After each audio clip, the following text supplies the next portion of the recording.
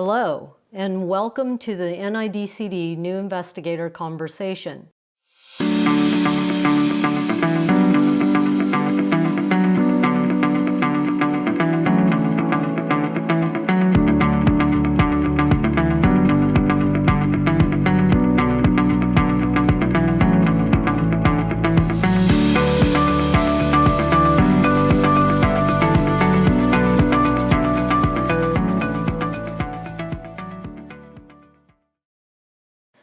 My name is Nancy Freeman, and I am a Program Officer in the Division of Scientific Programs at the NIDCD.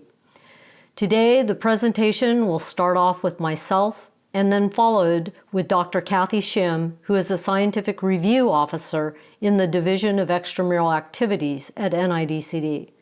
Between the two of us, we hope to give you a sense of the application, submission process, and review. There will be closed captions in places if there is no text. If the text is just being paraphrased and read by me, then there will be no captions below the text. So rest assured you are receiving all the same information if you are hearing impaired. As we have become accustomed during the COVID pandemic, this is another virtual presentation to talk to you about the new investigator status, what that is, and why it can be beneficial. The audience for this conversation should be new junior faculty trying to receive first-time funding and senior postdocs looking to transition to independent, established investigator. You should not have received an R01 or equivalent, as none of the content will be applicable to you. With that, welcome. Following the video presentations, there will be an online chat where you can submit questions and we will try to answer them as best we can. In years past, this verbal part of the discussion has really proved to be the most valuable, and so please don't hesitate to submit your questions. It is always exciting to be part of the scientific community, but this year, science was the spotlight during a global pandemic. NIH has been in the limelight since the beginning and will continue to be so until things get under control. So what is NIH? NIH is the largest governmental funding agency to support scientific research and trials from basic to clinical with the simple goal of enhancing health and life. To give you an idea of the overall organization, the NIH is part of DHHS, the Department of Health and Human Services, which is part of the executive branch in the government. NIH consists of 27 institutes and centers, of which NIDCD is just one institute. We are a small institute because of budget allocation, but we cover a number of diverse mission areas that include hearing, balance, smell and taste, voice, speech, and language. As I mentioned, it is a small institute with an average budget of around $460 million a year. This is across a 5-year average. And it is small if you compare it to other institutes such as NINDS or NIMH that have around $1.6 billion per year. And so we have a small amount of funds to cover a diverse area of science. So what is the general breakdown of that yearly NIDCD budget to the individual scientific portfolios? As you can see, hearing takes the lion's share of the supported research funding. And then it's followed by other areas such as language and smell, with balance being the lowest represented in terms of dollars. So where are program and review within the Institute?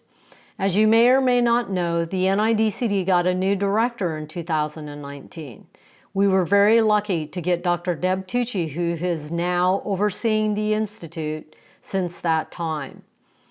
So branching out from the multiple scientific and administrative offices within the Institute are two divisions called the Division of Extramural Activities, DEA, and the Division of Scientific Programs, DSP. DEA has the responsibility for review and also oversees all the grants management. So Dr. Shim is in DEA, and I, as a program officer, am in DSP.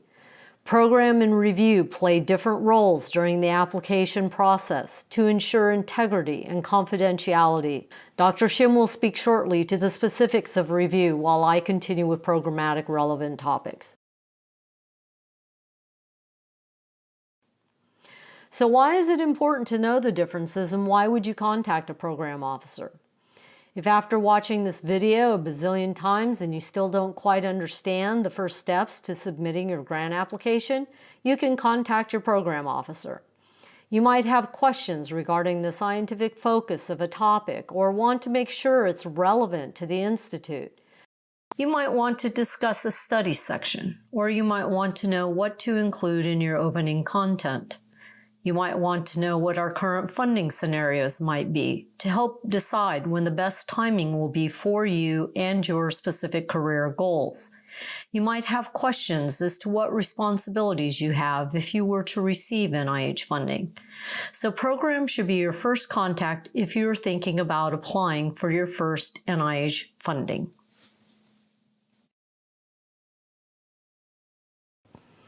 What is the overall NIH grant application process? So NIDCD believes that for the most part that the best ideas come from investigator-initiated proposals. You use the NIH standard forms, you write your brilliant ideas into an NIH proposal. Then your institution electronically submits your application to the NIH through grants.gov. Submission is the applicant's responsibility, so make sure you're in good connection with your department business office to make sure you understand their process and any additional timing requirements they might have. Make sure you understand the electronic error process and be prepared to make sure that your institution gets this submitted with no errors on your application before the deadline. It can take over 9 months from submission to award, and so missing a deadline can be detrimental to personal PI timelines. Once an application has successfully been received, it goes to the Division of Receipt and Referral in the Center of Scientific Review, or CSR. From here, CSR assigns the application to a study panel, and the application then goes through the peer review process. If reviewers believe the application is worth discussing, the application will be discussed, and if not, it will not be discussed.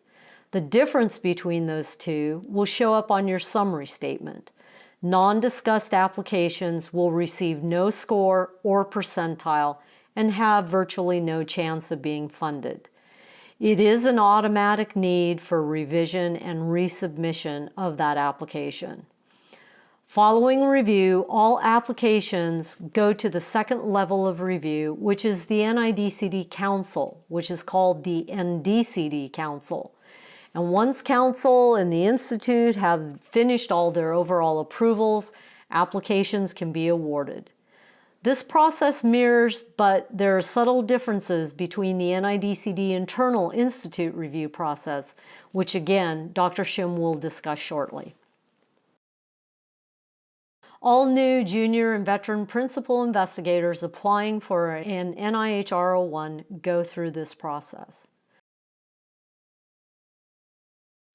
So what is the definition of a new versus early stage investigator? NIH uses these terms to define categories of investigators never having received substantial NIH funding, and by that I mean an R01. The new investigator is designated as someone who has never received NIH funding other than the training or career development awards, etc. This could be someone that has been funded for many years as a Howard Hughes investigator, but is now seeking NIH funding.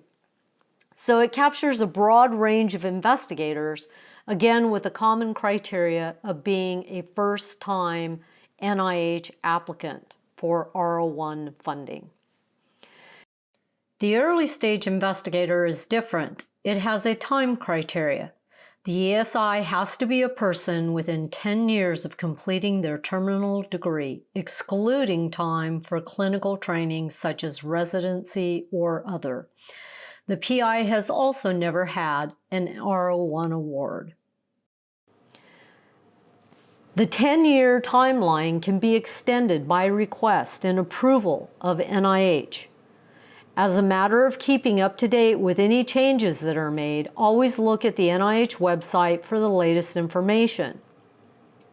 You can subscribe to the NIH Guide listserv to make sure that you are notified of any of the announcements that are published.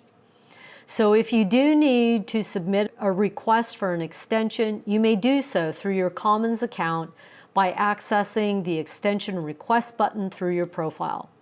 There are many reasons one might need longer than the 10 years, such as medical or family care issues. So are there any benefits of being a new investigator or an ESI? The short answer is yes. When your R01 applications are reviewed, they are clustered in the review panels, and so all reviewers know these are non-funded NIH applicants, and the review panel is in sync with judging the applications at the same level together. Obviously, more senior PIs that might be applying for the first time, that will be noted as they will likely have larger bibliographies and results, and the reviewers take all of that into consideration. In addition, the NIDCD has its own special ESI program. The NIDCD has a program for ESIs that might fall outside of the pay line, but still have very good meritorious applications.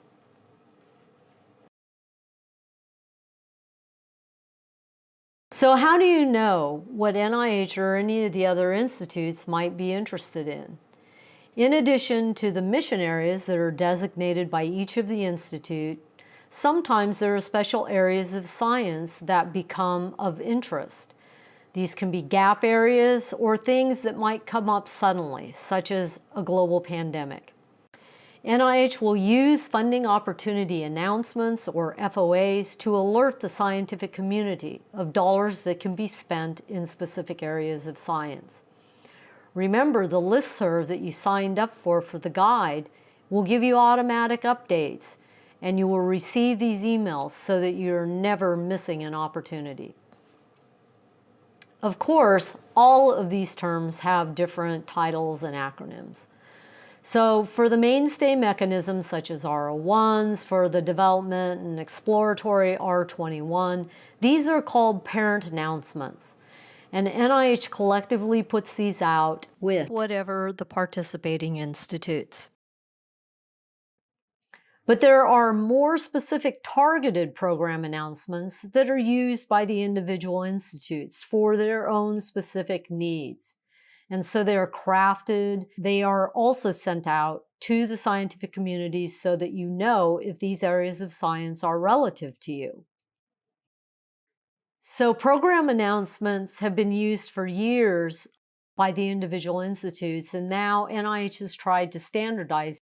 These are called NOSIs, or Notice of Special Interest. And it's a renaming scheme that will eventually take over the term program announcement that are used by the individual institutes to target specific areas. The intent was to standardize terms of non-parent program announcements being used by the various institutes. So as with all of the announcements, you must read and follow the directions carefully. Again, collectively, these are all just a way for NIH to let you know what is available in terms of dollars and science interest. As one example of using a program announcement with special review, or PAR, is the NIDCD Early Career Research Award. This announcement is NIDCD specific and uses an R21 mechanism that should not be confused with the exploratory and developmental R21. This announcement is for the sole purpose to help scientists in early career, and that is 7 years of their terminal degree, excluding clinical training such as residency. Remember, the ESI was 10 years excluding clinical training. The ECR is still considered an ESI. You cannot have held a prior NIH R01, but you could have been supported on, for example, an NIH training grant. You cannot have held other federally funded research grants, such as those given through the NSF or the National Science Foundation. This award, the ECR, is for 3 years at $125,000 per year. If you are awarded, it does not affect your new investigator or your early stage investigator status. The goal is to get early stage investigators some funding to accrue preliminary data for the eventual success of getting an NIH R01. If you have any questions regarding this program, Dr. Bracy Watson oversees this program, and you should direct any questions or comments to him. Just a few brief comments about the clinical trials and FOAs. So if you can say yes to all of these questions, does the study involve human participants? Are the participants prospectively assigned to an intervention? Is the study designed to evaluate the effect of the intervention on participants?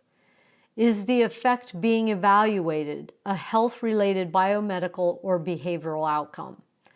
And the definition that is being used for intervention is a manipulation of the subject or subject's environment for the purpose of modifying one or more health-related biomedical or behavioral processes and/or endpoints. The reason this is even mentioned is because FOAs have specific language. Some will say clinical trial required, some will say clinical trial not allowed, or others might say optional. And so again, you must read all of this carefully and follow the directions and make sure you are applying with the appropriate announcement. Dr. Trin Lee is a medical program officer and oversees the clinical trials. If you have any questions, please contact Dr. Lee.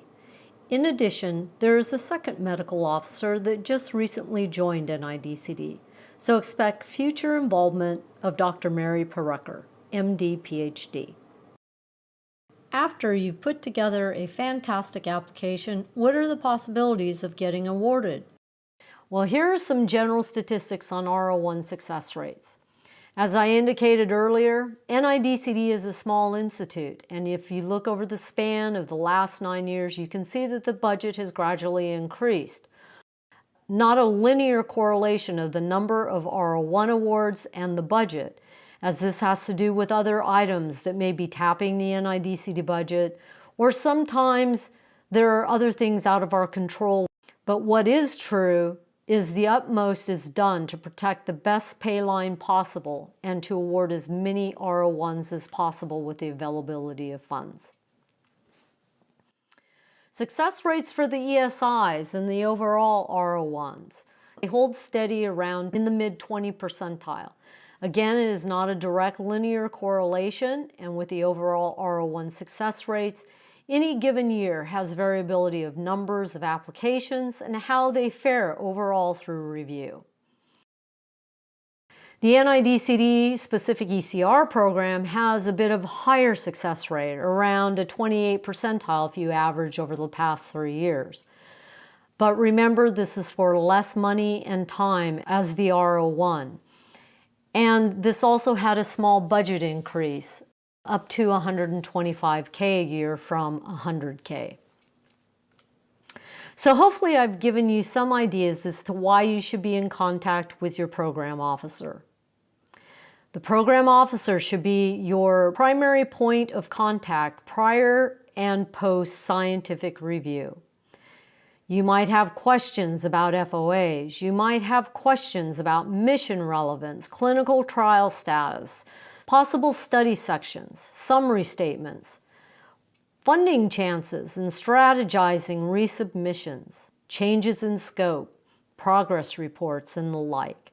So contact your program officer if you can't find the general information on the websites and you really have burning questions that need answered.